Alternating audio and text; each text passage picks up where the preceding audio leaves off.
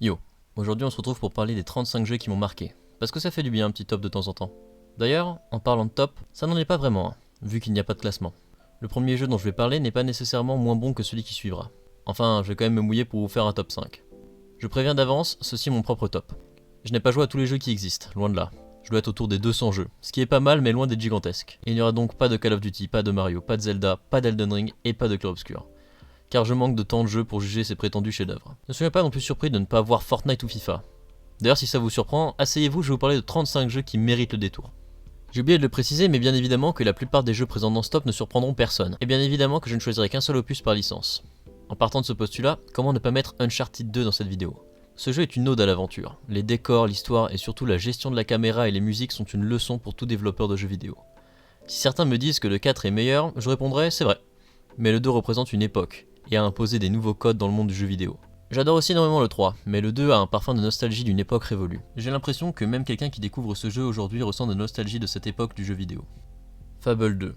Que dire de ce jeu si ce n'est que selon moi c'est un des meilleurs jeux de rôle auxquels j'ai pu jouer. Déjà l'histoire est dense et intéressante. Trouver les champions, faire monter sa renommée, c'était super cool. Mais surtout, le jeu te laisse une liberté incroyable.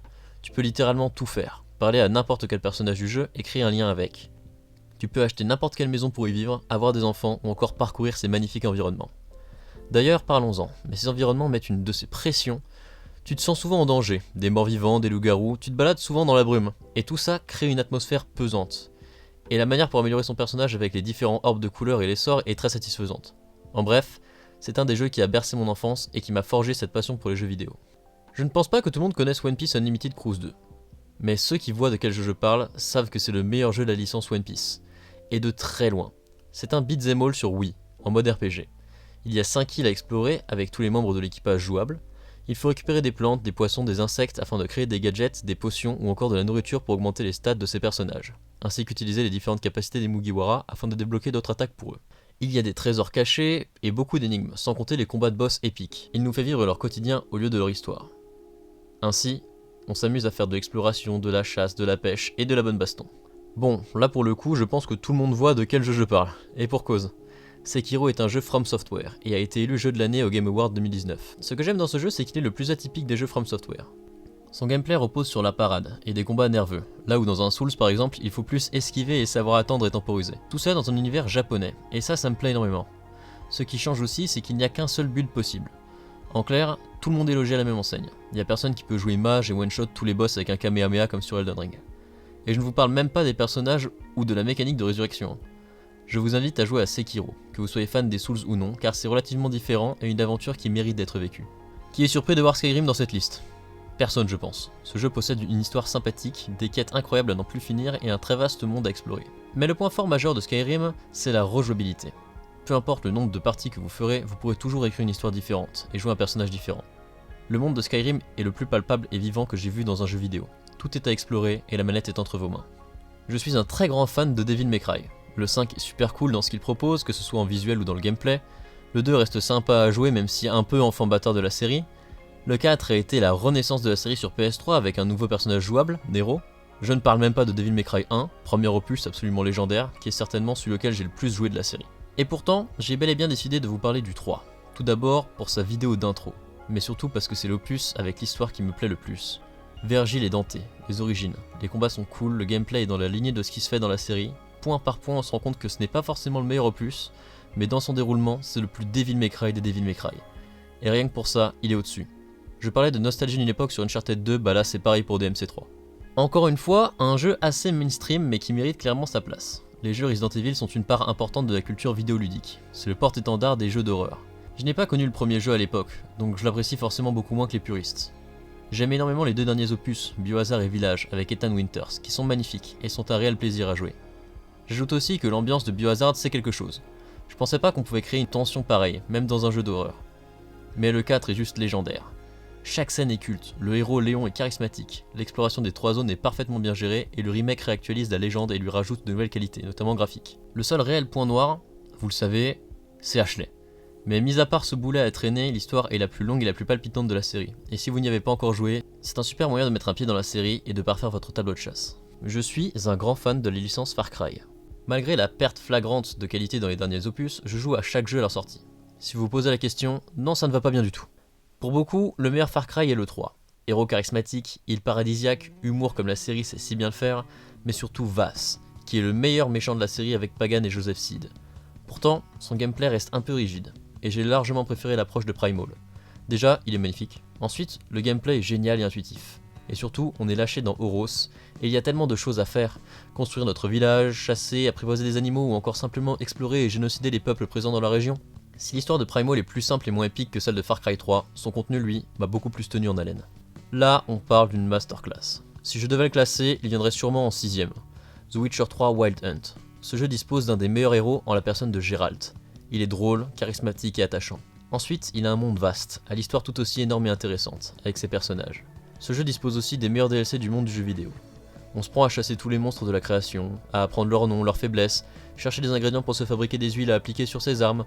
On se surprend aussi à s'asseoir dans une auberge et faire une partie de Gwent pour compléter sa collection de cartes. En bref, le jeu vit et nous transporte dans son monde. On devient un véritable sorceleur parcourant les routes en quête d'un nouveau travail. Star Wars est une licence avec beaucoup de jeux vidéo. Si le récent jeu Lego Star Wars est un énorme banger, la palme ira pour moi à Jedi Survivor. Si Fallen Order nous avait fait rentrer dans un univers de Star Wars énorme, magnifique et concret, Jedi Survivor est globalement le même opus, mais selon moi en mieux. Il aborde de nouvelles thématiques, selon moi plus adultes et profondes que le premier opus. Et vous commencez à me connaître, mais l'exploration a largement été revue à la hausse dans cet opus, permettant à Cal de s'améliorer de bien des manières, et nous faisant devenir un vrai Jedi. Si dans Fallen Order on collectionnait les ponchos, ici on peut personnaliser les cheveux, la barbe et même les vêtements de Cal. Du côté des combats, on a de nouvelles mécaniques, avec par exemple un sabre laser en mode Claymore, ou un blaster. Et surtout, j'en parle depuis tout à l'heure, mais Cal Kestis, messieurs dames, c'est tout simplement mon personnage préféré de l'univers Star Wars. Et il gagne encore en consistance dans cet opus. Sans vouloir spoiler, il prend une direction très intéressante après s'être assumé comme un vrai Jedi. Je sais que je fais un blasphème, mais mon Final Fantasy préféré est le 15. Oui, celui que tout le monde a détesté. J'ai bien sûr kiffé les remakes du 7 ou encore le 10, mais le côté road movie avec des potes et toutes les possibilités qu'offre l'exploration, la chasse et les quêtes de Final Fantasy XV m'a énormément plu. J'ai bien aimé l'histoire et les personnages, même si une mort de Prompto ne m'aurait pas dérangé. En bref, ce n'est peut-être pas un bon Final Fantasy pour les fans, mais il reste un très bon jeu pour moi. Je reconnais les critiques qui lui sont adressées, mais son ambiance m'a transporté, que voulez-vous. Encore une fois, je vais pas me faire que des amis. Je suis un énorme fan de la licence Assassin's Creed, depuis le premier volet en 2007, et ils ont une part extrêmement importante dans mon vécu. Et il me faut en choisir un. Le 2 avec Ezio est une masterclass, le 3 est un de mes préférés. Origins est peut-être dans le top 3 des meilleurs Assassin's Creed d'un point de vue objectif. Mais Valhalla m'a énormément fait kiffer. Paradoxalement, sa structure narrative répétitive est affreuse et fait que ce jeu a probablement une des pires histoires. Mais ceux qui disent qu'un bon jeu a forcément une bonne histoire se trompent. Un bon jeu, c'est avant tout un bon gameplay. Et putain ce que je me suis amusé. Le jeu est généreux, il y a nombre d'énigmes et de choses à faire. Et puis ces DLC sont très cool. Oui, c'est un open world générique, mais c'est un très bon open world. Et puis, dans les faits, son histoire dans les grandes lignes est intéressante avec ses personnages comme Tjolbert ou Ivar, ou encore les phases où l'on joue à vie. En bref, ce jeu souffre surtout de sa structure narrative, mais reste un excellent terrain de jeu pour qui décide s'y perdre.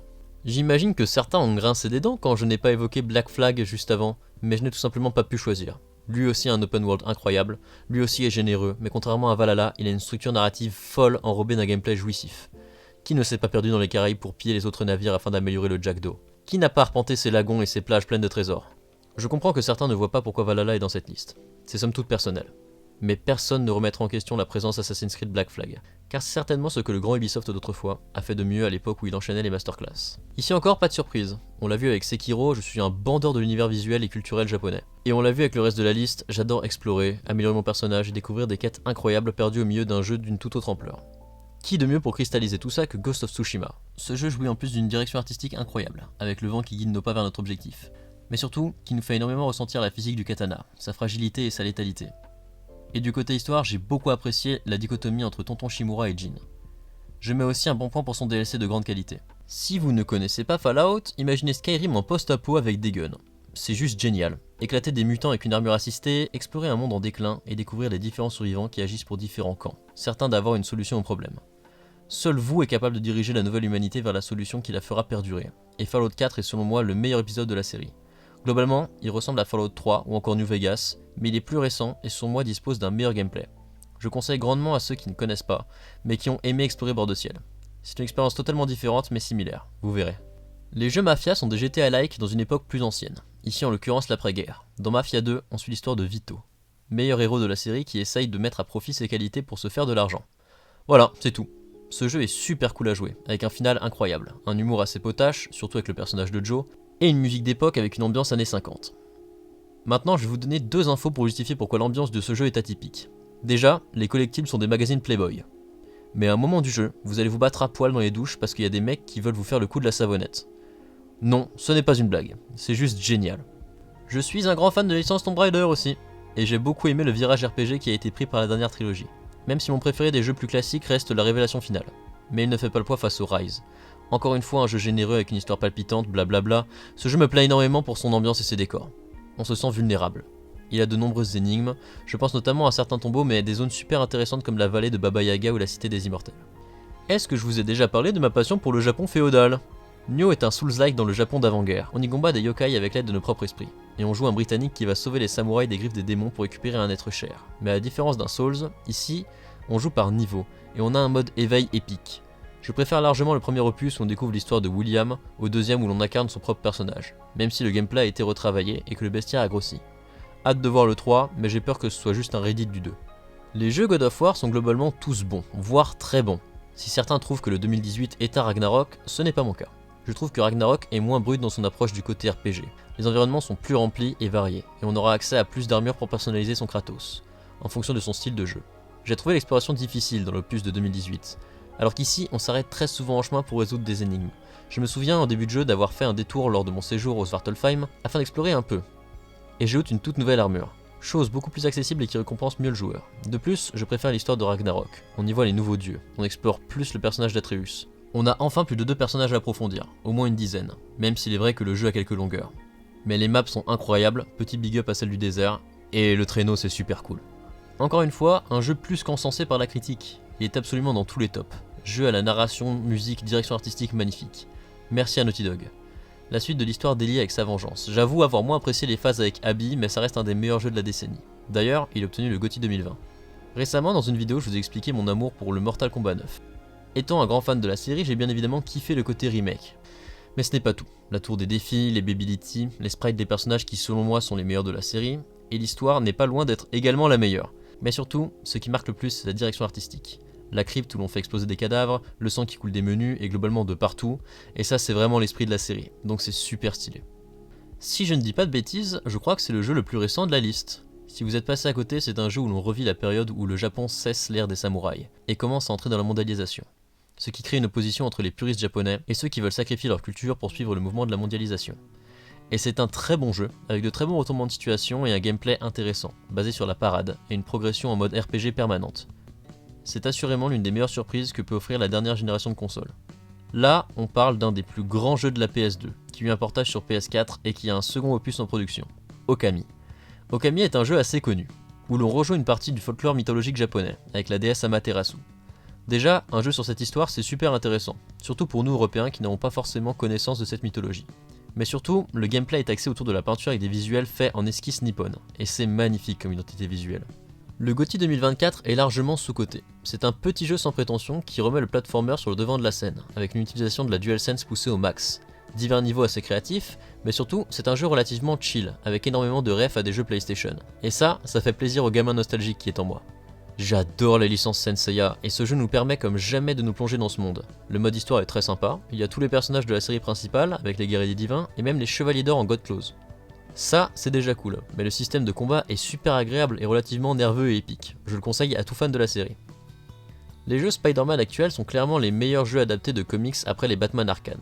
Même si le premier épisode est iconique, avec notamment sa scène de fin, le 2 est selon moi le même, mais avec les curseurs poussés plus loin. Les symbiotes, une seconde île, la possibilité de jouer les deux héros et surtout les activités annexes qui selon moi sont plus intéressantes. En bref, un petit jeu cocon où l'on joue tranquillement en s'immergeant dans l'un des meilleurs univers de comics. La plupart des jeux Dragon Ball sont mid. J'ai aimé la quasi-totalité d'entre eux. Les classiques Budokai 3 et Budokai Tenkaichi 3, Xenoverse qui proposait quelque chose de totalement différent, les épisodes sur PS3 pour lesquels j'ai une certaine affection malgré des opus discutables, et enfin Fighter Z et sa direction artistique intéressante. Pourtant, c'est bel et bien Kakarot que j'ai préféré. Son système de combat et de progression, sa possibilité d'explorer le monde d'Akira Toriyama, ses quêtes secondaires en lien avec l'anime et ses cartes à collectionner. Si vous êtes passé à côté, n'écoutez pas ceux qui disent que c'est un mauvais jeu. Tout le monde connaît Cuphead. Un jeu à l'esthétique soignée et reconnaissable, et aux musiques et aux effets sonores incroyables. Le jeu est dur, mais pas frustrant, l'apprentissage est rapide, et il offre plusieurs possibilités de gameplay différents. Dans Cuphead, il faut s'adapter et changer de façon de jouer à chaque nouvelle phase d'un boss. Regarder, comprendre, apprendre et s'adapter. Et cela en plus de l'esthétique précédemment encensée. Et ça crée un jeu atypique offrant une expérience unique. Je ne présente pas les licences Dark Souls. On est face aux jeux qui ont popularisé le genre Souls-like. Si le 1 est plus difficile et le 2 assez inégal, c'est bien le 3 le meilleur selon moi. La progression y est plus agréable, les zones sont toutes bien, les boss sont quasiment tous qualitatifs, et c'est celui avec la plus grande rejouabilité selon moi. Et certainement le plus généreux. Ça rentre moins en compte, mais c'est aussi le plus beau. En bref, une série qui a su monter en puissance et construire la légende de From Software. En tant que millennials, je ne pouvais pas ne pas mettre de jeux Pokémon. Les épisodes 3DS sont très agréables à jouer, mais à part Usul, je ne trouve pas forcément que l'un d'entre eux sorte du lot. Certains diront Hard Gold et Soul Silver, mais je vous invite à les refaire. Ils ont pas mal de longueur et on arrive à la ligue level 50. Non, je pense que Noir et Blanc sont largement les meilleurs jeux Pokémon. Déjà, c'est un des seuls jeux où on n'a que des nouveaux Pokémon jusqu'à la ligue. Et quelle génération, messieurs dames. En plus, c'est dans ce jeu qu'on a la meilleure team de méchants, la team Plasma. Seul méchant avec un objectif cohérent et en lien avec les problématiques de la licence. Et surtout, il y a le personnage de N, qui est mon perso préf. Que demander de plus? Là, on rentre dans mon top 5, avec Cyberpunk. Ce jeu signé CD Projekt Red a connu un des pires démarrages de l'histoire, mais aussi un des meilleurs comebacks. Déjà, l'univers Cyberpunk m'attire énormément dans le visuel, et le côté underground. Et le jeu assume à fond ce côté, autant dans les personnages que dans les armes. Arpenter Night City a été l'une des meilleures expériences de ma vie. Chasser le cyberpsycho, poursuivre des taxis rebelles, faire le taf du NCPD et faire attendre Hanako à l'Embers. Mais un des meilleurs points de ce jeu, c'est bien sûr Johnny Silverhand, Panam Palmer ou encore Judy Alvarez. Les personnages secondaires sont tous plus intéressants et attachants les uns que les autres. Ce jeu te montre que la vie c'est globalement de la merde, et que le mieux c'est de kiffer ta vie et t'écouter. We never fade away. Red Dead 2 est dans tous les tops, et a raison. Son univers western, ses personnages complexes, et son histoire qui vous embarque réellement, et qui est peut-être la meilleure jamais écrite. Ce jeu, on le commence dans la neige, à ne pas comprendre, être réticent, et puis on se prend au jeu. On va au bar avec Lenny, on braque des trains, et avant de comprendre ce qui nous arrive, on enchaîne les missions. On s'attache aux membres du groupe. On assiste à la mort de plusieurs d'entre eux, on s'énerve, on s'attriste, et on continue jusqu'au bout, pour connaître le dénouement. Et à la fin, on se sent comme différent. Ce jeu est bouleversant à un tel point que passer plusieurs heures à traire des vaches et planter des clôtures est agréable et cathartique, avant de repartir oxyre le poison américain. Ce jeu est un exemple de construction d'ambiance, et d'une histoire qui frise la perfection. Cependant, j'ai quand même un minimum de personnalité et des goûts qui font que 3 jeux m'ont fait vivre quelque chose de plus fort. Hades est un roguelike dans l'univers de la mythologie grecque, où l'on joue Zagreus, le fils d'Hadès, qui arpente les enfers pour s'en échapper. L'univers mythologique est respecté, et on sent l'admiration des développeurs pour celui-ci. Les combats sont nerveux et satisfaisants. Chaque run est différente grâce au pouvoir divin, et surtout, dès que vous finissez le jeu, celui-ci ne fait que commencer. Il vous reste nombre de games et de quêtes à faire, de personnages à connaître, toujours plus, afin de développer de nouvelles scènes uniques. Comme ressortir avec votre ex et coucher avec, ou créer une nouvelle relation avec Thanatos. Je conseille fortement ce jeu à tout le monde, et ne soyez pas rebuté par l'aspect roguelike ou par la difficulté des premières games. Absolument tout le monde peut en venir à bout et passer un moment inoubliable. Que dire sur Persona, si ce n'est que c'est une série qui peut te maintenir avec son histoire et ses personnages pendant plus d'une centaine d'heures. De nombreuses activités annexes, un peu à la Yakuza, seront disponibles, et viennent renforcer le gameplay. Mais surtout votre façon d'approfondir vos liens avec les personnages auront un réel impact sur vos pouvoirs, et donc votre gameplay. Le 3 Reload, le 4 Golden et le 5 Royal sont 3 opus qui ont un niveau quasi similaire en qualité. Pas un est en dessous de l'autre. Mais j'ai fait le Royal de Persona 5 et lorsque j'ai fini le jeu, j'ai passé plusieurs jours à ressentir un manque, comme si je ne reverrais plus jamais ces personnages. Et du coup, j'ai refait une game. Oui, le jeu m'a embarqué à ce point-là dans son univers. J'ai synchronisé mes émotions sur celles du personnage, et ce fut quelque chose d'inédit pour moi. Jouez à Persona, je ne le dirai jamais assez. Et si vous êtes un fan de la série, j'ai fait une vidéo sur les meilleurs confidents de Persona 5. N'hésitez pas à aller la voir, elle est cool. Oui, j'ai triché une nouvelle fois. Je vous avais parlé de Fable 2, mais le 3 j'ai dû le refaire une bonne trentaine de fois. L'histoire principale avec les différentes alliances, la phase dans le désert, les métiers, les combats contre les zombies du fort de Morningwood, les hobbs dans le téléphérique, ces putains de nains de jardin syndiqués qui parlent comme Mélenchon, la salle principale où il y a Jasper, la dernière partie du jeu où on est roi, tout, du début au endgame, est absolument iconique pour moi. Ce jeu a été un des premiers de ma vie que j'ai fait seul, et il a pour moi un parfum de nostalgie incroyable. J'ai eu plusieurs enfants avec Elise, je me suis marié avec des villageoises de Brightwall, j'ai fait 10 000 tartes pour pouvoir sauver les villageois avant la fin du monde. J'ai envoyé mes gosses à l'orphelinat avant de le transformer en maison close. Je me suis déguisé en poulet pour combattre au théâtre, bref j'ai vécu des dizaines de vies et séché le jeu comme jamais auparavant. Et je conseille vraiment ce jeu pour son humour, son univers et surtout son gameplay. Merci d'avoir regardé cette vidéo jusqu'au bout. Je suis désolé si j'ai parlé trop brièvement de chaque jeu mais j'avais pas le temps de m'attarder sur tous. N'hésitez pas à me dire quels sont vos jeux préférés, lesquels sont des fraudes dans cette liste, et n'hésitez pas à me conseiller de nouveaux jeux. Il y a beaucoup de chefs-d'œuvre qui peuvent rejoindre cette liste et l'agrandir. Merci pour votre bienveillance et je vous dis à bientôt.